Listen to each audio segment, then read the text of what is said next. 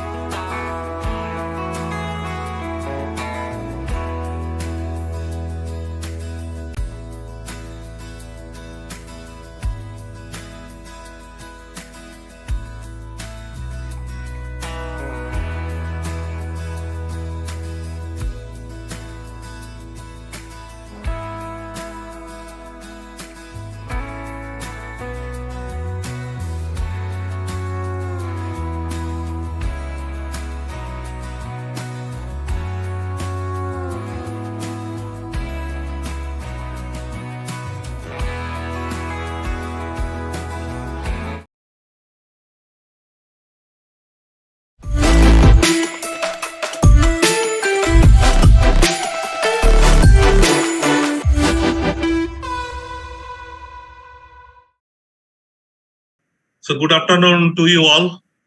This is certainly a great day and important afternoon, and timely discussion on some very important issues related to entrepreneurship. I'm Professor Gautam Dutta from IIFT, Indian Institute of Foreign Trade. I teach marketing analytics, and of course entrepreneurship. And today I'll be acting as moderator of this entire important session, that is building block of startup. Now, why it is timely, why I'm saying that this is very timely and very important at this juncture. The reason is like this. We have been attracted to the Global Entrepreneurship Monitor report, which for the first time gave us what is the level of entrepreneurship, what is happening around the world. Now, post-COVID, the current report on Global Entrepreneurship Monitor, published by London Business School and Babson College of USA, where 47 economies participated. That indicated a very important aspect for in the circle of entrepreneurship in India. Specifically, the country report for India, of Global Entrepreneurship Monitor report, that indicated that among the 47 economies, India becomes the second, where the perceived entrepreneurial opportunities are great.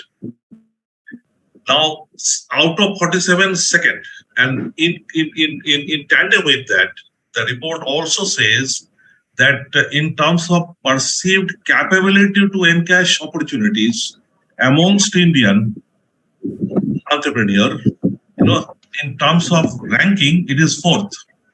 So these two things are very important in the field of entrepreneurship so far as our country is concerned. Once, that is, we have plenty of opportunities that perceived by the entrepreneurs, and they are confident. They're confident in the sense that they feel that opportunities can be encashed. So it's really heartening to note that from the global entrepreneurship point of view. But in the circle of entrepreneurship, often reports are getting published. Reports are getting published that though there are opportunities, but all the opportunities are not encashed. That means there may be shortening of the life cycle of the enterprise startup. As a result, so to say, maybe sickness, not the entire life the new startup, are going to spend. So this puts a question. And this question is not really new. I remember Professor Jeffrey Timmons, of Harvard Business School.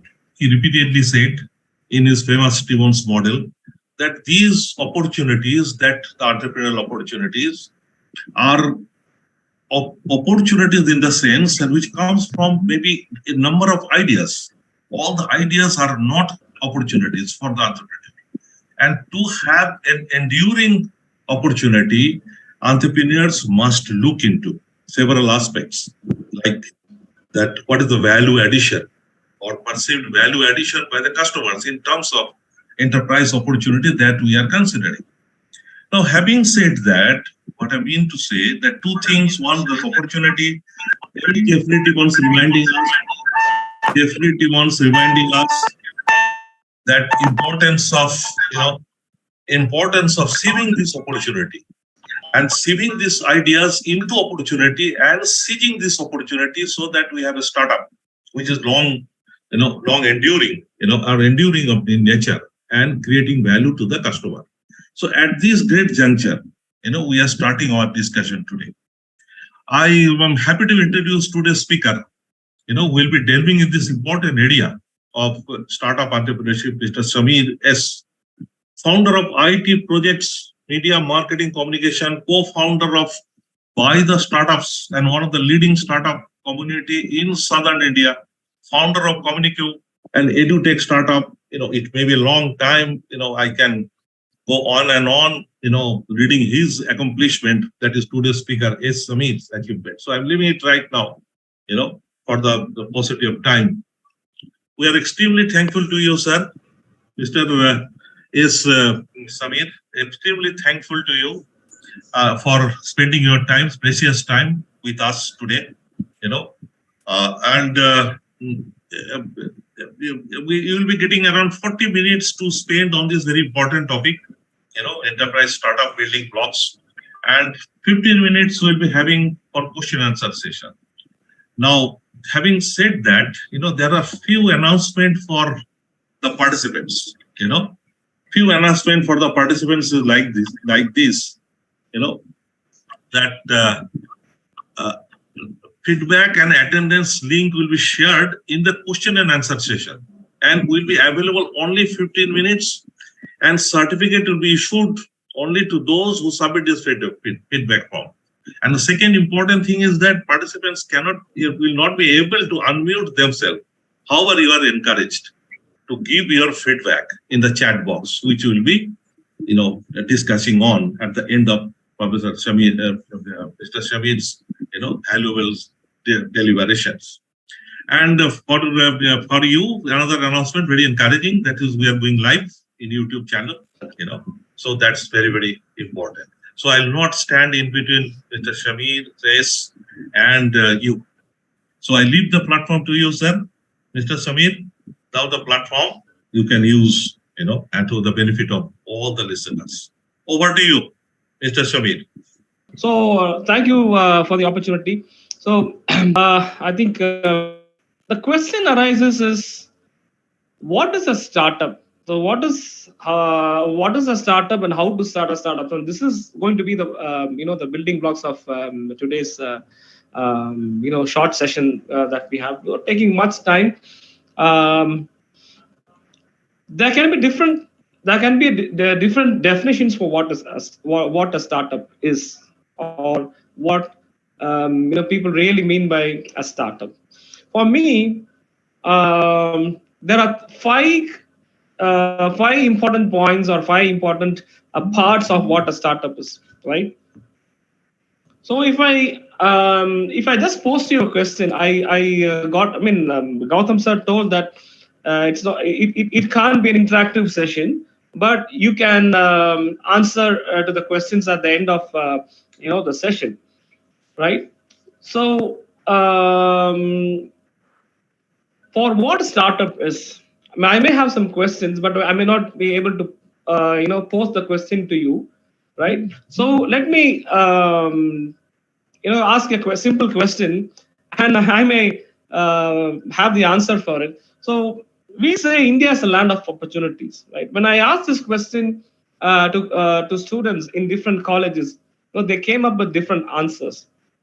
One of the answers, the most common answer that I got from students is that India is a land of opportunities because India has a lot of resources. Well, I may agree to it. India is a land of opportunities, and it has a lot of resources.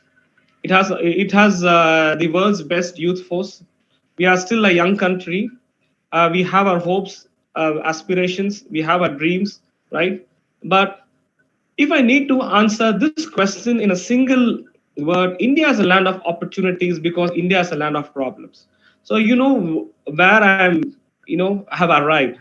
So the definition of a startup is a temporary organization that can provide a solution to a burning problem. So that is a simple definition of what a startup is.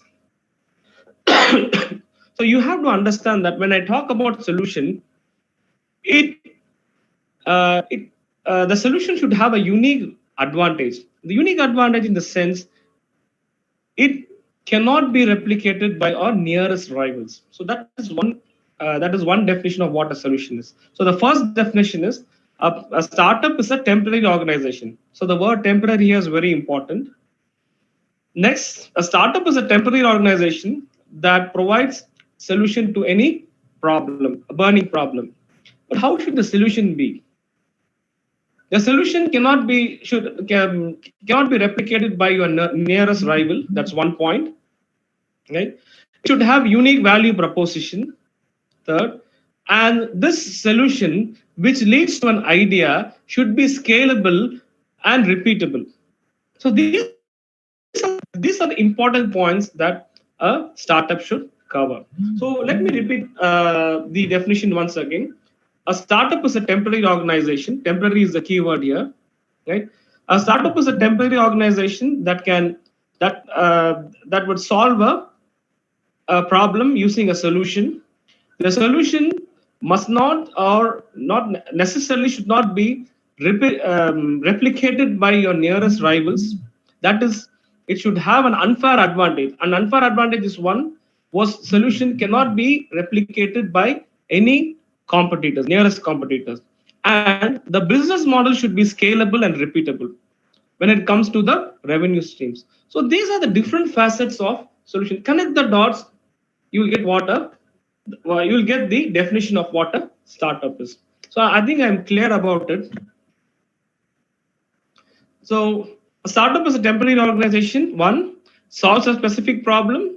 It has a unique solution, cannot be easily replicated or duplicated by its nearest competitors. And of course, it will have a niche segment. And how should be the growth? It should have a scalable business model. It should have a repeatable business model. These are the areas that a startup should cover, right? So going on to the different stages of what a startup is. First is the concept stage, right? We may easily call it as the ideation stage, where a problem is solved, and what you now get is ideas and concept. Remember that at this point, there will be no hard evidence or any kind of proof to show to your investors or to your bankers that this might be a viable business model. Because at the ideation stage, at the concept stage, we are dealing only with the ideas in the concept, and we are not going with the proof of concept, right? So this is the ideation stage where first you have identified a problem, you have break down a problem, you have defined the problem, you had given the definite shape to a problem, and the solution part, you have found a numerous solution to the problem, not one solution but multiple solutions to the problem. The solution has now given to an idea. This is known as the ideation phase or the concept phase. At this stage, there is no hard evidence in terms of showing any proof to your investors or the stakeholders, right? So this is the concept stage. Now, in the pre-seed stage, the next stage is known as the pre-seed stage, right? We call it as the pre-seed stage. Here, we develop the product prototype or the MVP. MVP is minimum viable product. It can be a video, it can be it can be a miniature of a product, it can be a wireframe, or it can be a prototype, right? At this stage, you can seek the support of your mentors, right? And it is also at this stage you can go for a co-founder, okay? A co-founder who can who can be a part of your dreams and aspirations, your values, your objectives, and he can be an investment co-founder or a working co-founder. But it is advisable or recommended that at this stage you find a suitable co-founder. So I repeat, the pre-seed stage is the stage where you develop the product prototype or MVP, minimum viable product, right? It can be a miniature product, a wireframe, an illustration, or a video of how the product is going to be, or how your service features are going to be. At this stage, you can seek the help of a mentor. You can also add a suitable co-founder who understands your values, your aspirations, your dreams, and objectives of initiating a startup. The next stage, from pre-seed stage, we moved on to the seed stage. Here, in the seed stage, you can think about registering your company as a LLP or as a partnership company, or maybe even as a private limited. That is up to you. You can consult with your auditor or your lawyer, whoever you find comfortable. And technically, at this stage, you are also trying to find a product market fit. It was so important that you align your product or your service feature with what the market demands, right? It is at this seed stage that technically you have to establish that product market fit, without which no startup can exist. Yes, you have a product or a service, and you also need to find a suitable market fit. But remember that even at this stage, your your product or your service is not a commercially viable or available product in the marketplace. At the seed stage, your job is to just find a product market fit. That is it, right? And still, as I told before, it is not a commercially viable or an available product, right? And as an important point, you can also think about registering your startup company. And from seed stage, we move on to the startup stage. In the startup stage, what happens is that you conduct an initial market analysis, right? And the most important point in the startup stage is you put a business plan in place, right? It can be a simple business plan, because as we move towards the mid-growth stage, you'll have a complex or a more complete business plan. Here, in the startup phase, your primary function as a startup founder is to have a proper business plan in place, right? And at this stage, it is likely that you will come out with a sample product, because in the pre-seed stage, we have seen that the main function of a pre-seed stage or a founder is to develop a product prototype. Here in the startup space, you will have a sample product likely, and you have also established a business plan in place and a suitable business revenue model and a suitable business model, right? And this is after conducting the initial market analysis. What exactly does the market require? So I repeat, in the startup stage, you conduct an initial market analysis, you have a proper business plan in place, and you have developed a sample product, likely sample product. If I mean by sample product, it's likely that we are going to develop into a full-blown startup product or a service, and you have an established business model. So we move on from the startup. Now let us move on from the startup stage to the early stage. Okay. In the early stage startups, the founder, the co-founder team should ensure that your product service is pushed to a wider audience, right? Now it is time to establish the size of your market, right? In the earlier stages, we found that, we saw that the market analysis was conducted, but in the early stage, it is important that the size of the market is established, and the company may slowly move towards profitability, right? It is inching towards profitability, and more practically, it is inching towards the the breakdown part.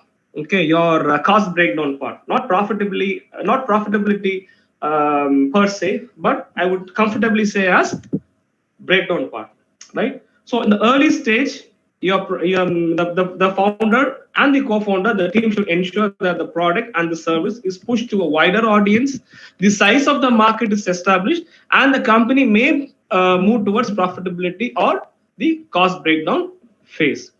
Now, from the early stage, we move on to the mid-growth stage. In the mid-growth stage, you have an established user-consumer base. Now you have an established, audience base or your target base, and it is also important to ensure that in the mid-growth stage, the product is commercially and viably available in the marketplace. And as the third point is also, it is also important that you have a working business model. In the early stage, we saw the business model. We saw a sample business model, right? A simple business model, in other words. But here, you need to establish a practical or a working business model, and your startup slowly grows towards market expansion. And there are some startups that I have seen in the mid-growth stage where the full expansion is achieved, but you can go brick by brick, right? So there is still time for you to grow. And in the mid-growth stage, probably the startup may reach its second or 16 or 18 months of operation. It's roughly 1.5 months of operation, right? So I repeat, what happens in the mid-growth stage? You have established a broader user consumer phase. The market is now commercially available in the marketplace, right? And you have a working business model from a simple business model, and your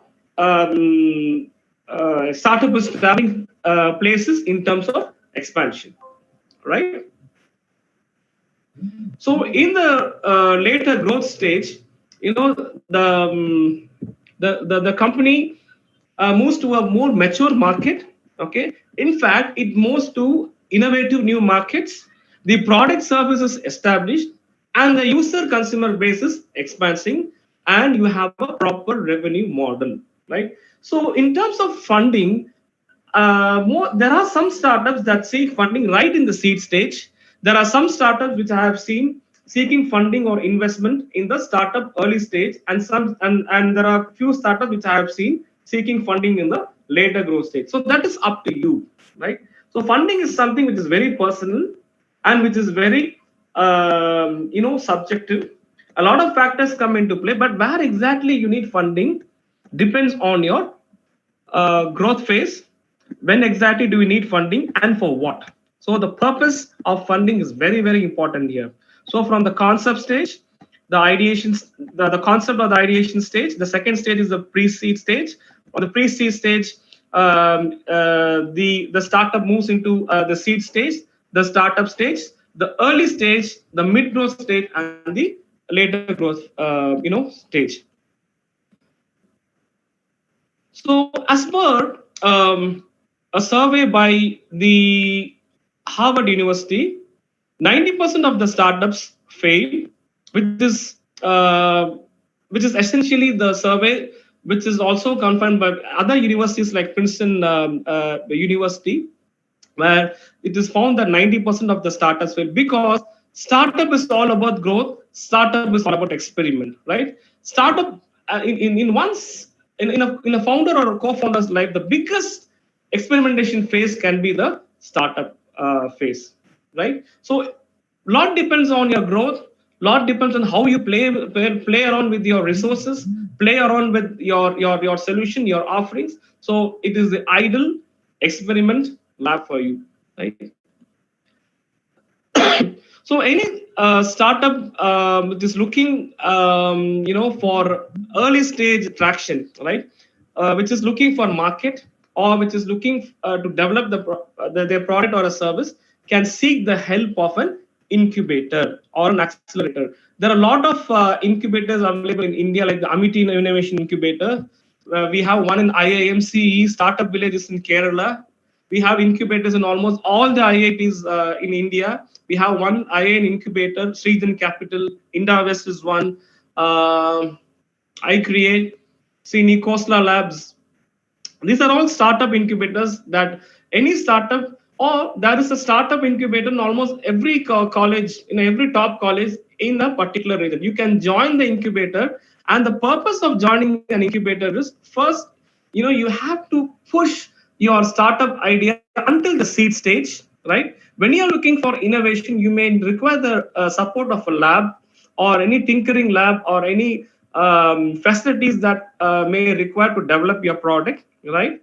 Second is, you may get direct fundings, without any equity from the investors. That is one thing. Once you have moved out of the incubator, you can join any accelerator program. Accelerator program is most suitable in the early stage startup. You can accelerate your existing company. So when you need to accelerate your existing company or scale the business, you can join any accelerator program that you want. Of course, we have Vadvani Foundation, which is offering one of the best accelerator programs in India. And it can be, the accelerator program can last from 4 to 8 months, depending on what accelerator program that you join. Here, the investment can be in the form of an equity. So that is one basic difference between joining an incubator and accelerator. Of course, joining an incubator is more about the idea stage until the seed stage. But in terms of in terms of market exposure, I think it is better to join an accelerator compared to an incubator, right? So we have some of the best accelerators in the world, like Y Combinator, Techstars, Alchemist, Angel, SBC, Post VC, Blueprint, Founderfield. They're all accelerator programs designed to help the startups, right?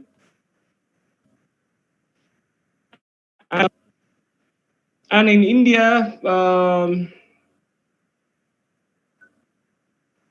India is progressing very fast as a startup hub. We have around 13,125 startup incubators here in India. And in the USA, we have around 17,150 plus startups, followed by UK, Canada, Indonesia, Germany, Australia, Spain, and France, right? And yes, some of the world's best startup brands are Amazon, Google, Apple, Microsoft, Walmart, and so on. TikTok too is placed 10th with $65.7 billion as their revenue. We have Verizon, Tesla. They are some of the best startup brands that have been developed so far. In India, we have Redbus, Paytm, Baiju, Ola, Oyo, Swiggy, Big Basket. These are some big names which have, of course, Flipkart is one which has been acquired now. But these are some of the big startup names that have made India proud, that have lifted the Indian ecosystem to the global place. I think I have covered a few things on what a startup is, on the different phases of startup, definition of startup, what an incubator or an accelerator is, and why 90% of the startups fail. I've listed a few incubator, accelerator, and what the difference between the incubator and accelerators, and the number of startups that India has been producing. And of course, India is slated to be one of the best startup ecosystems, and we are going to see in the next 3 or 4 years that a lot more tech startups will evolve out of India, making a country into a tech powerhouse. So I think I'm done with it. If you have any questions, yes, in the chat box. Okay, thank you. I'm getting some nice feedback from a few participants today. Yes, the PPT can be shared for reference. Any questions, please? I think I have opened the floor for questions. Any questions? I'm ready to answer. Yes, yes. You have nicely presented from startup to the stage of that where we can say that there are EGC, entrepreneurial growth companies, and they have a big brand. But how do you find that, as you said, 90% maybe ideas, and then start up and then they finish, so only 10% survive. So before they possibly reach to the incubator or accelerator stage, what, or in which way you think that this can be minimized or can be followed by, the participants and could be useful for them in their own process of making their startup, their startup enterprises. So over to you, Mr. Shamir. Very good question. Very good question. I expected this question from you or from the participants. Yes. So most startups fail because they don't have a proper business model. So it is important that once you move on to the startup phase, you need to have at least a sample business model in place. You cannot play the startup game without a proper business or a revenue model. I recommend every startup aspirant to learn two things. One, business model canvas. Please note it down here. Business model canvas, BMC, and lean model canvas, LMC. So what you need to do is just Google business model canvas and lean model canvas on Google. Okay, these are the two available startup business model, two business models for startups to prepare or plan their business model. So most startups fail because they don't have a business model, and BMC is one of the most effective ways to understand what your product or a service is, to understand what the market is, your revenue or the business model, and what are the ways that you are going to scale up your existing startup model. Right? So most startups fail because of business model. And then the second, there are hundreds of factors that I code, and it is so important that you have a proper team in place. Very important that you have a co-founder who understands your role, responsibilities, aspirations, objectives, and what kind of scalability that your startup can have. And and you should understand that startup is not a package. It is a journey. It is a definite journey that with an end goal in mind. So you need to have the right co-founder or the right management team, or the right co-founder team who understands your values and aspirations. Third team is the lack of investment, right? Most investors are ready to invest in startups that have a definite business model. Right. So as I said, I have already discussed the importance of having a proper business model. So any startup founder, for that matter, will first check your startup business model and what kind of scalability that you have. For example, if you have set your goal to acquiring 1,000 customers in the next 2 years, it is important that you fine-tune your business model in such a way that you acquire 1,000 customers in the next 2 years, right? And these are some of the things that the investor may be interested in before investing in your startup. So important that you have a pitch deck in place that reflects all the some of the things that we have discussed, like the market opportunity, and it is also advisable to make a SWOT analysis of your product. It always helps. And the most important thing that I find is the purpose. So what is the purpose behind starting your startup? So I should have told you this first, but let me tell you now that this purpose statement, okay, why do I need a startup? Does the market really need my product or the service, right? Is this a meaningful product or a service? No. Are the things that I'm doing to initiate or scale up the product really meaningful? Is it really aligned to my visions? So these are some of the things that most startup founders don't have any idea about. So you have to be purposeful. You need to have a business model. You need to have a proper revenue model. Do a BMC, Google business model canvas, lean model canvas. Take a printout of it, give it to your co-founder, work it with your team, and this is how you come out with a proper business model. And if you're looking in terms of investment opportunities, you have to work with a proper auditor and someone who has already done something called a investor pitch deck, right? You have to come out with a proper investor pitch deck.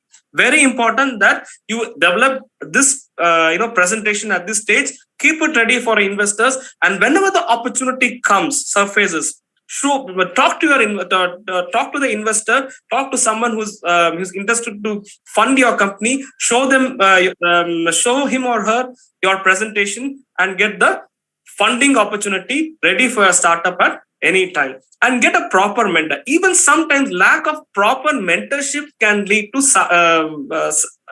startup failure or disaster. Get a good mentor for you. He can be your tutor, he can be your guide, or he can be your family member, your close friend, your peer, your professor. He can be your senior, anybody. But whoever you think that can help your startup grow and show your efforts as it is.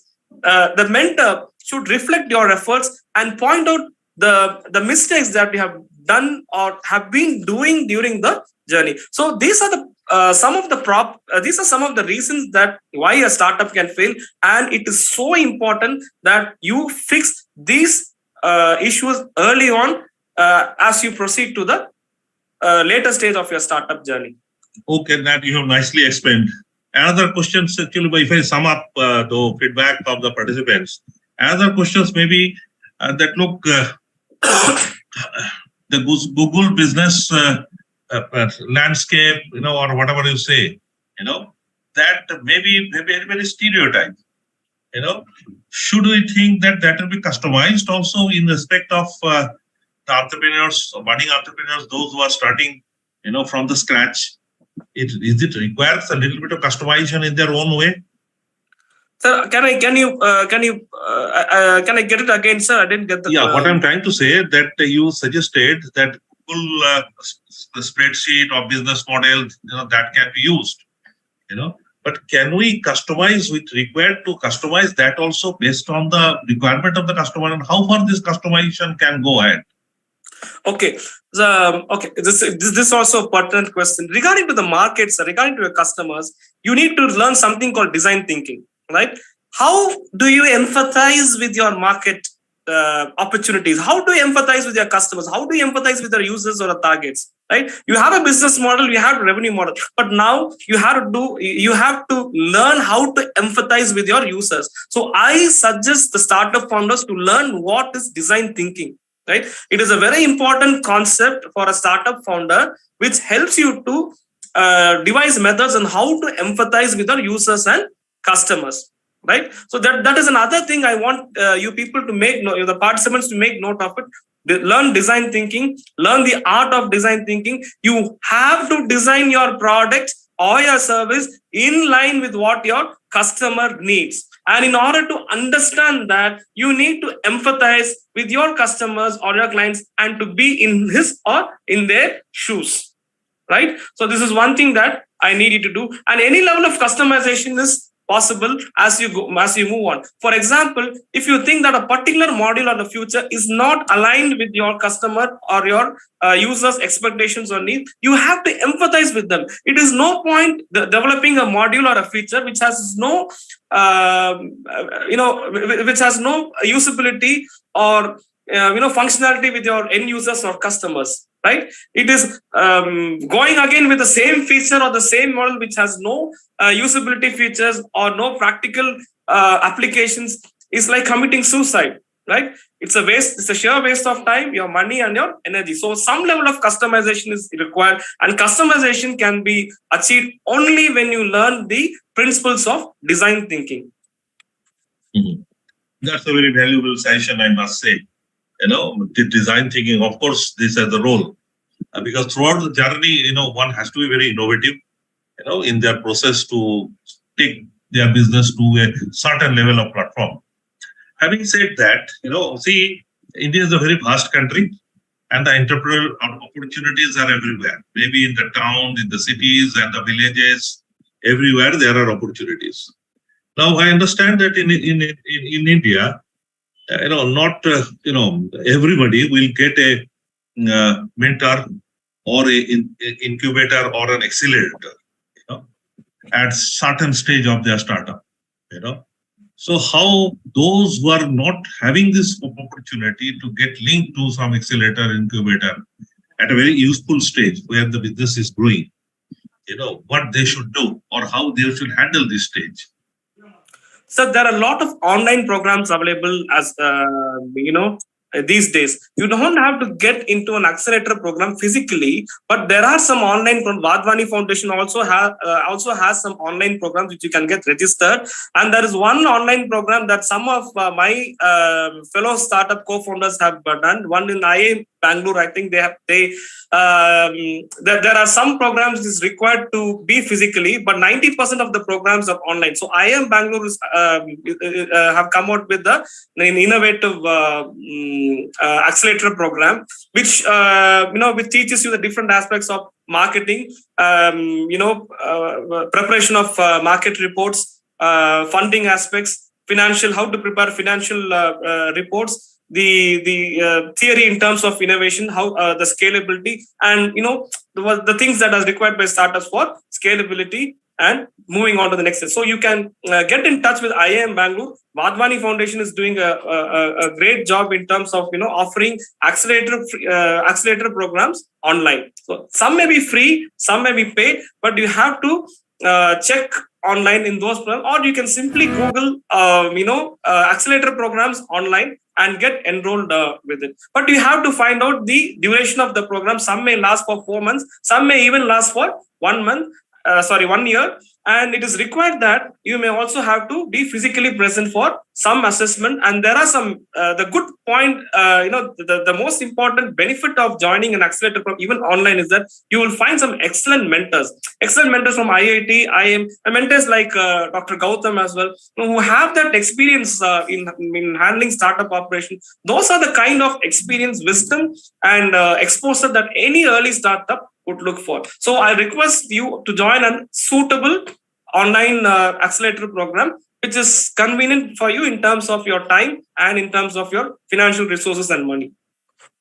Oh, that wonderfully you have answered this question for the benefit of the participants as well as for us, all of us present over here.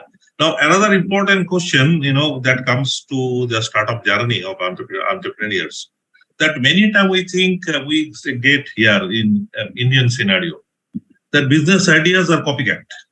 It develops in Western country and then slowly, gets into India, and so many entrepreneurs, new startup drives into it, So what is your suggestion for those who are trying to get into it, about those caution that too much copycat will make a place very congested, which will not allow you to earn that requisite profit to survive? What is your suggestion here? So there are two things, sir. If you think that you have an innovative property rights, right, IPR, you need to patent your product, your idea, or your service. So patenting is one area that most startup founders do not care about, but it is so important. If you feel that you are the first in the market to come out with an innovative idea, you have to patent your idea, or one of the features of your idea, right? So this is one thing that you have to work on. Patenting is one. So once you do it, nobody can either duplicate or come out with the same concept, right? That's the first. Now, point number two. Now, if you need to duplicate an idea, right? There are many similar startups or technical apps that I have seen in the past which have similar ideas. But the point lies, you should have one USP that differentiates your idea with of their own. It can be a technological differentiation. It can be a service differentiation. It can be a feature differentiation. It can be anything. But you need to have one or two differentiators that differentiate one startup from the other. But if you think you are the first in the marketplace, it is important that you patent the product idea. Once you don't do that, you feel sorry later because somebody would have copied your idea as it is and would have started making money out of it. So patenting is one, and if you are required to copy somebody's idea, you need to have that unique selling proposition, product differentiation, service differentiation, or technical differentiation. Yeah, that's very important, that differentiation that you are talking about in the life of entrepreneurs or the budding entrepreneurs. Any discussion on entrepreneurship cannot continue without discussing that financing part. The financing is a big aspect. Without finance, the enterprise will not, able to, take their enterprise to a certain level. So in financing part, what is your suggestion? Your startup capital, where from the entrepreneur should source? Okay. There are different forms of funding like bootstrap. Bootstrap is nothing but spending your own hard-earned money. For example, if you have worked in a worked in a company for 5 to 6 years, you can invest your earnings. You can invest your whatever savings that you have earned through. That's bootstrap. And there is a popular theory called friends, family, and fools. So you have to get investment from your friends, family, and fools. I don't mean fools, but people who depend on you and invest in you. So that is triple F for friends, fools, and family. So these are the two types of bootstrapping funding that you can go for. Third, you can seek angel investors, right? Anything around say 1.5 crores can be easily obtained through through angel investors. That's one part. So anything beyond the say 1.5 to 2 crores up to 10 crores can be obtained through a venture capitalist or a VC fund through equity model. So every angel investor or VC venture capitalist may have his or her own equity model, right? And the fourth point is, of course, you have Startup India funds. Just check startupindia.in. Just log into the website, create an account for yourself, and as a startup founder, you will have access to all the grants and the startup scheme available in startup.in. Here, I am representing Startup TN. I am part of Startup TN, Tamil Nadu Startup Innovation Mission, which is run by the government of India. We have our own startup board.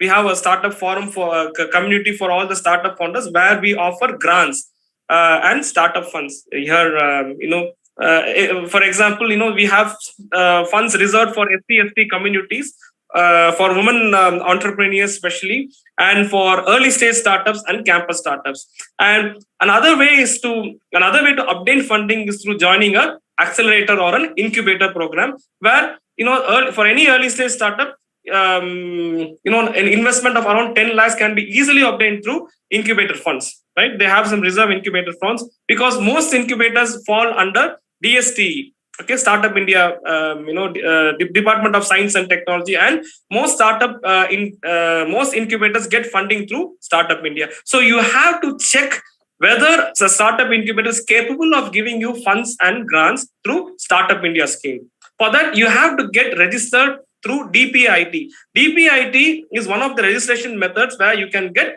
registered with the Startup India portal, right? It will cost you around 15,000.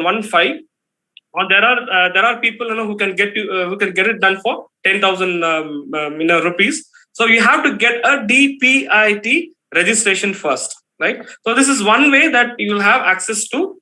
This is the only way that you can have access to the Startup India schemes. So these are some of the methods, and there are government banks like State Bank of India, IOB.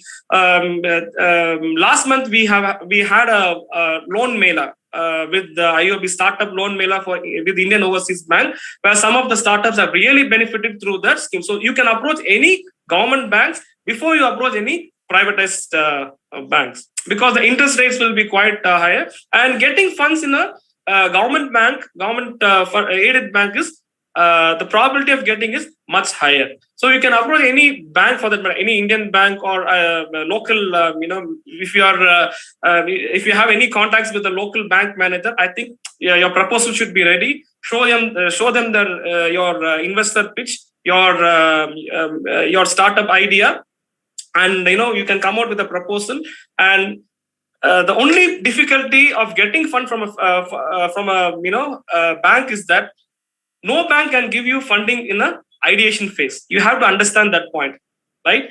Only when you have a product, only when you have a startup registered, you can get funding in a bank. Okay, even government bank for that matter. So you have to be very clear in that matter, and you can get funding easily for any unique idea in an incubator. Okay, thank you, Samirji. You have discussed, I believe, from the scratch, ideation phase to get into stability and then scaling up. All these aspects you have touched. I believe this is truly, usable and very, very, informative, for the participants, present here today. I believe I have checked all the chat that has been there in the chat box and concised it to a particular type of question, which you answered very well. And this will be very, very, useful for the participants, including me, to get myself also, as you say, in the mentor position in the days to come, maybe, So thank you very much. Every good things comes to an end. And of course, this discussion on entrepreneurship always, always very, very, very, very encouraging. It infuses, inspiration, into the minds of those who are listening. And in India, this is a full opportunity phase that is going on. As you said, young country and lot of opportunities, here. I believe this a lot of problems, sir. A lot of problems, and hence lot of opportunities. Let's focus on the opportunities today. Problem, that will be solved in course of time with your entrepreneurial spirit. And therefore, that's very, very great. Thank you very much, Samitji, for coming over here and sharing your valuable time and discussing with us on this very important topic. Thank you very much. Big thank. And I must be thankful to the organizer, Dr. R. Nandagopal, President, AIMS, for your support, sir. It is very important time and very important people you have assembled here in the form of a summit, and participants also listened and put their valuable feedback in the chat that you have seen. I'm thankful to my friend Professor S.S. Sarkar. I find executive board member, and I feel always he is very enthusiastic on this aspect of entrepreneurship whenever I meet him. Thank you, Sarkar sir. All the board members of AIMS, thanks, a big thank from all of us here, and M Secretariat particularly. But last but not the least, I was just noting, we have around 44, 45 plus participants in this session. Your enthusiasm is really, really helped us to take the session and take the discussion to a certain level, which is very, very useful. So thank you very much. If you are participating as an entrepreneur, please do the job so that the country get progress in terms of economic development through entrepreneurship. If you are as a faculty you have joined, please take this idea to the classroom students so that really they can benefit out of the deliberation, and therefore make this session it really, contributing, to the great cause of our great nation, that is India. So thank you very much, all of you, for coming over here. With this word, we just conclude our session today on the building entrepreneurship, the building blocks. So with this, we sign off from today's session. Thank you very much at the end. Bye. Thank you. Thank you so much for the opportunity. Thank you all.